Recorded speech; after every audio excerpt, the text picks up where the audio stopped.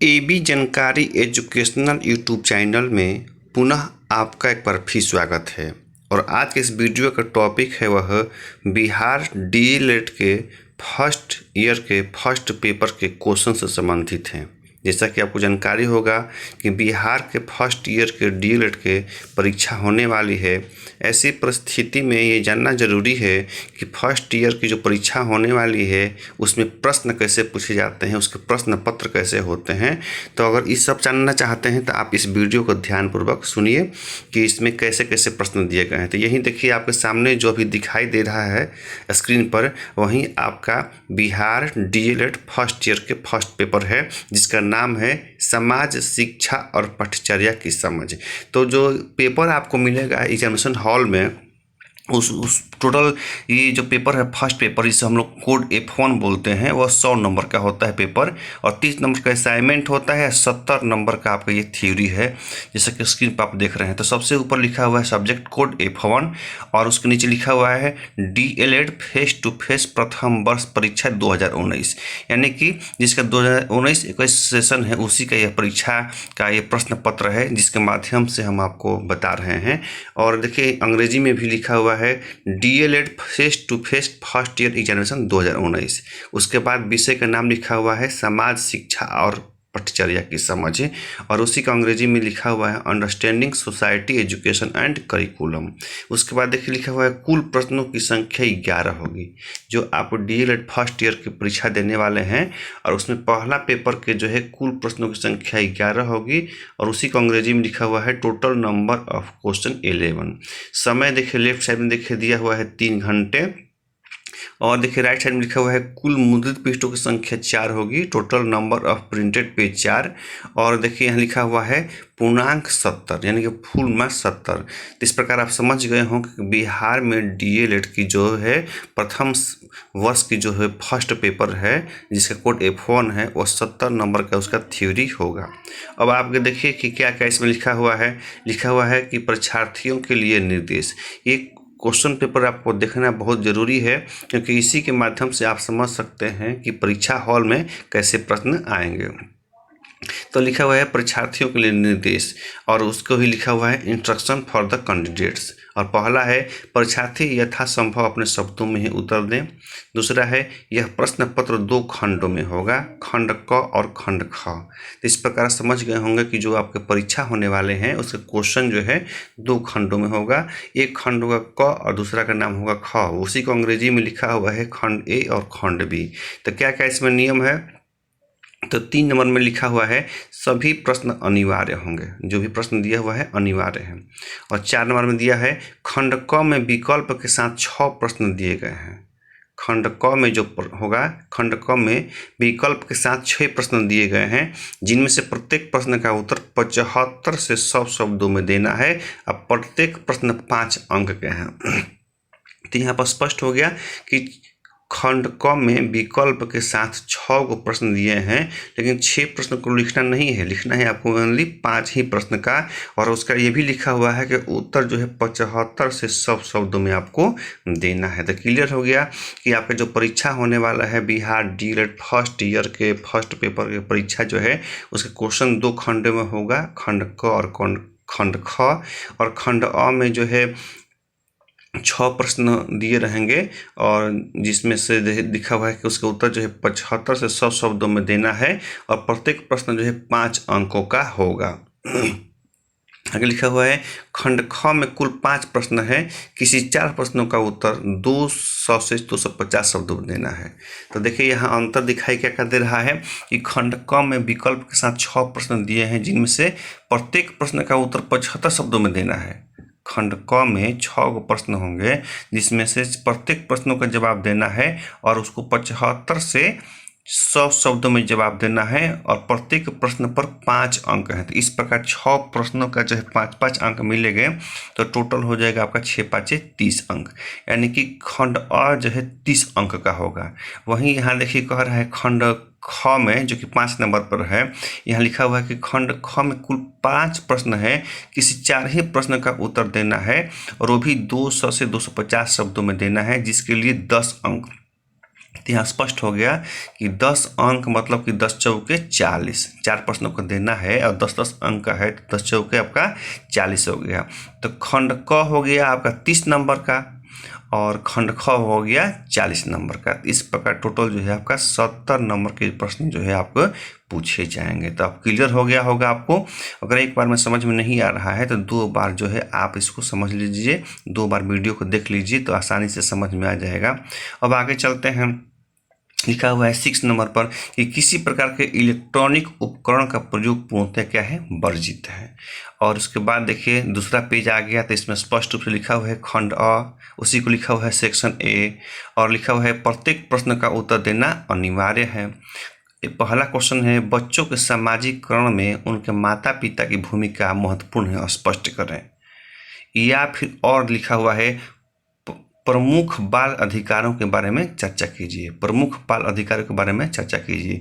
तो देखिए खंड अ में यानी क में 1 नंबर जो क्वेश्चन इसमें 2 दिया हुआ क्वेश्चन, एक है कि बच्चों के सामाजिकरण में उनके माता पिता की भूमिका का वर्णन करें और दूसरा है प्रमुख बाल अधिकारों के बारे में चर्चा करें। तो इसमें से जो और दिया हुआ है या तो ऊपर वाला लिखिए या फिर आप नीचे वाला। दूसरा प्रश्न क्या है कि प्राथमिक एवं द्वितीयक स्तर के सामाजिकरण को उदाहरणों के साथ स्पष्ट करें।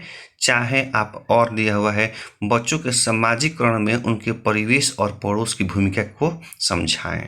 तो इसमें से भी 2 दिया हुआ है, अथवा में कोई एक लिख लीजिए। तीसरा नंबर क्वेश्चन है कि बच्चों के सामाजिकरण को परिवार की पालन पोषण की शैलियाँ किस प्रकार प्रभावित करती हैं, समझाएं। अथवा जो है बच्चों के सामाजिकरण की प्रक्रिया में विद्यालय की भूमिका को समझाएं। तो यहाँ देखिए क्लियर हो गया कि तीसरा नंबर जो क्वेश्चन है बच्चों के सामाजिकरण को परिवार की पालन पोषण की शैलियाँ किस प्रकार प्रभावित करती हैं और दूसरा है कि बच्चों के सामाजिकरण की प्रक्रिया में विद्यालय की भूमिका को समझाएं। तो तीसरा क्वेश्चन में भी आप ऊपर वाला चाहें तो ऊपर लिखें या फिर नीचे वाला चाहते हैं तो नीचे वाला लिख सकते हैं। और 4 नंबर क्वेश्चन है जो स्क्रीन पर दिखाई दे रहा है कि सामाजिकरण को प्रभावित करने वाले विभिन्न कारकों का उल्लेख करें। सामाजिकरण को प्रभावित करने वाले विभिन्न कारकों का उल्लेख करें। चाहे अथवा लिखा हुआ है कि ज्योतिबा फुले ने अपने आलेखों में प्रमुखता से किन किन मुद्दों को उठाया है उनको वर्णन करें। चौथा क्वेश्चन है, पेज बदल गया। 5वां क्वेश्चन कि सूचना और ज्ञान में क्या अंतर है, उदाहरण सहित स्पष्ट करें। सूचना एवं ज्ञान में क्या अंतर है, उदाहरण द्वारा स्पष्ट करें। और इसका है कि विद्यालय के अंदर और बाहर के ज्ञान में गहरा जुड़ाव है, कैसे। विद्यालय के अंदर और बाहर ज्ञान में गहरा जुड़ाव है कैसे, इसमें से लिखना है। आगे है 6 नंबर कि पाठ्यचर्या और पाठ्यक्रम में क्या अंतर है, स्पष्ट करें। और यह है बिहार पाठ्यचर्या की रूपरेखा BCF 2008 के मार्गदर्शन सिद्धांतों का वर्णन करें। तो इस प्रकार देखिए स्क्रीन पर जो दिखाई दे रहा है आपको 6 प्रश्न जो है आपको यहाँ दिए हुए हैं। सभी प्रश्न में अथवा अथवा भी जोड़ा हुआ है और 6 प्रश्न में से 5 को आप 6 को जवाब आपको देना है और टोटल जो है 5-5 अंक हैं। तो इस प्रकार खंड अ जो है आपका 30 नंबर का हो जाता है। 5 अंक का है, 6 क्वेश्चन है तो 6×5 30 और सभी क्वेश्चन में एक अथवा जो है अवश्य दिया गया है। अब चलते हैं खंड बी। तो खंड ब में आपको दिखाते हैं क्या क्या कर रहा है कि दीर्घोत्तरीय प्रश्न 200 से 250 शब्दों में दें। दीर्घोत्तरीय प्रश्न 200 से 250 शब्दों में उत्तर दें और किन्हीं 4 प्रश्नों के उत्तर देना है। किन्हीं 4 प्रश्नों के उत्तर आपको देना है। तो ध्यान दीजिए। तो पहला क्वेश्चन हो गया कि शिक्षा नए समाज बनाने की एक प्रक्रिया है, वर्णन करें। पहला क्वेश्चन होगा जिसका नंबर 7 है कि शिक्षा नए समाज बनाने की एक प्रक्रिया है, वर्णन करें। या फिर आप इंग्लिश में भी जवाब देना चाहते हैं तो इंग्लिश में भी क्वेश्चन उपलब्ध है।